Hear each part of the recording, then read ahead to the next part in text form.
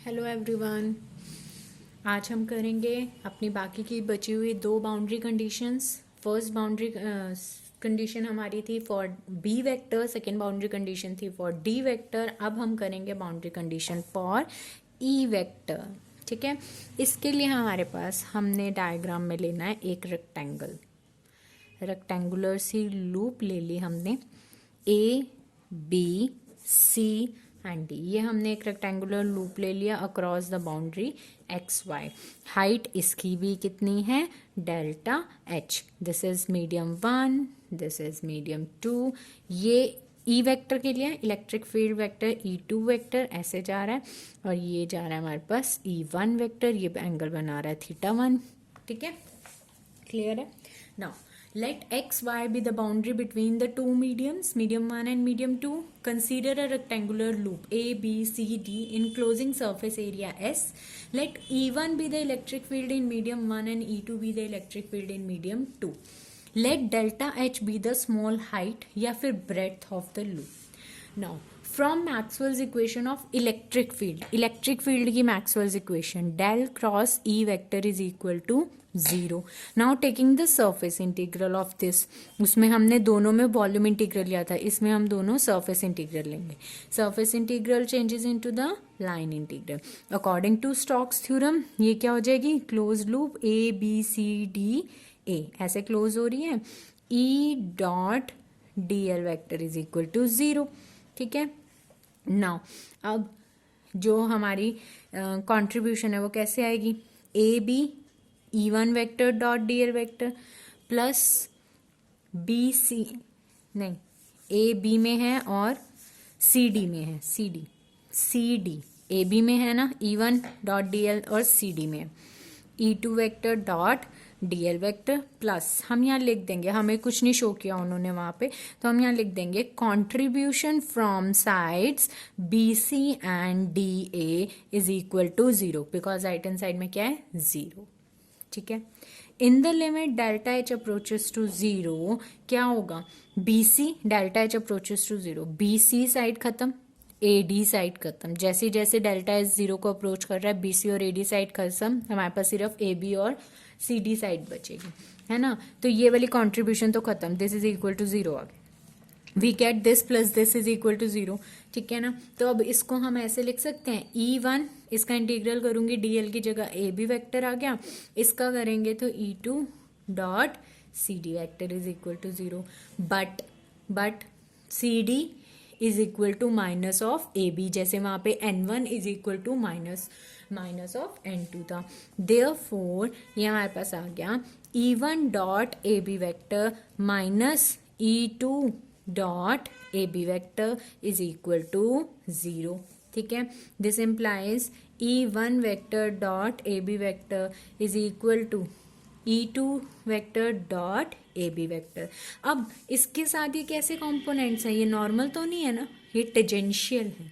ठीक है, तो हमारे पास आ जाएगा E1T A B is equal to E2T A B.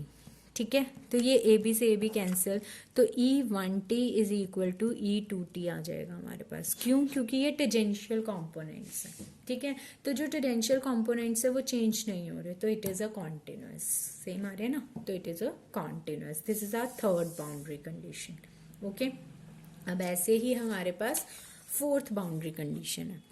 Fourth boundary condition है for H vector.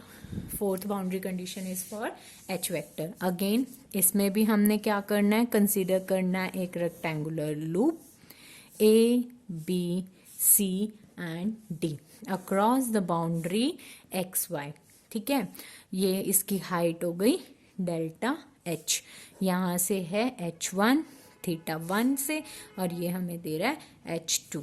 This is medium 1, this is medium 2।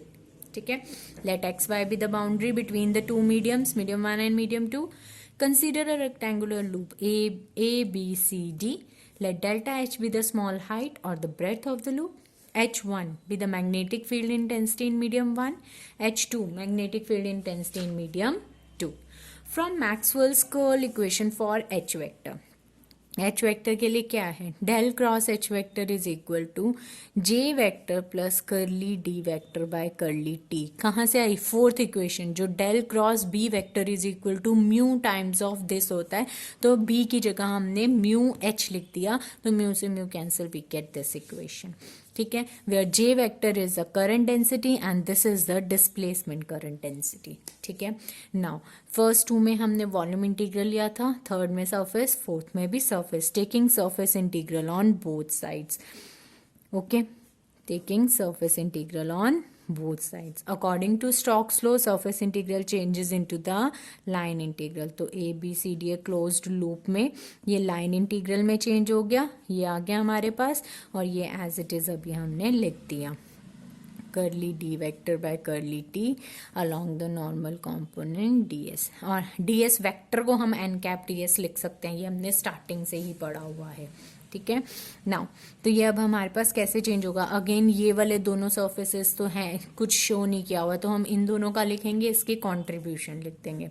ठीक है, तो A B H one dot D L plus दूसरा है C D H two vector dot D L plus contribution from the sides BC and DA is equal to this, ये value आ जाएगी यहाँ पे, this is equation number 1, not equal to 0, this is equal to this value. ठीक है, now in the limit delta H approaches to 0, जब delta H 0 को approach करेगा तो क्या होगा, again delta H approaches to 0, BC और AD side finish, only contribution, इसकी कॉन्ट्रीब्यूशन खत्म हो गई, सिर्फ इन दोनों की बची, तो this and this is equal to J1NDL। इसको सॉल्व करेंगे, ये आएगा। ठीक है, अब H1 इसकी integral AB vector plus H2 इसकी integral CD vector is equal to J1N ABN cap. ठीक है, ले लिया इसे। Now H1 dot A B is equal to क्या हो जाएगा, डॉट है ना, तो डॉट हटाएंगे तो कॉस थीटा, तो H1 A B cos theta 1 is equal to H1 T A B, क्योंकि यहाँ टेंजेंशियल कॉम्पोनेंट आ रहा है हमारे पास। ठीक है, तो ये हमारे पास क्या आ गया, H1 T minus H2 T is equal to J1N A B N cap. यहाँ पे भी ए बी आ गया, यहाँ पे भी ए बी आ गया, क्यों ए बी आ गया, क्योंकि A B is equal to minus of C D, तो ये सारे ए बी कैंसिल, तो we get H1T is equal to H2T is equal to J1N N cap, ये आ गया हमारे पास। ठीक है, बट फॉर इंसुलेटर्स के लिए J की वैल्यू होती है 0, करंट डेंसिटी 0 होती है। अगर इंसुलेटर्स हैं तो करंट डेंसिटी 0, तो मतलब J1N minus this is minus H2N is equal to 0. This implies H1T is equal to H2T. अब ये क्या हो जाएगा, अगेन ये तो आया हमारे पास इंसुलेटर्स के केस में जब J 0 है। For the case of conductor के केस में J की वैल्यू क्या हो जाएगी, infinite, therefore H1 minus H2T is equal to this only. Hence H is a continuous around the boundary, changes from the component perpendicular to the tangential. perpendicular to tangential change होने पर वो depend कर रहा है continuous है।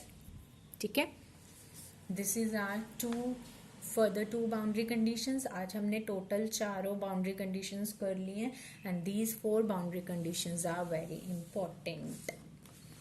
Okay, thank you.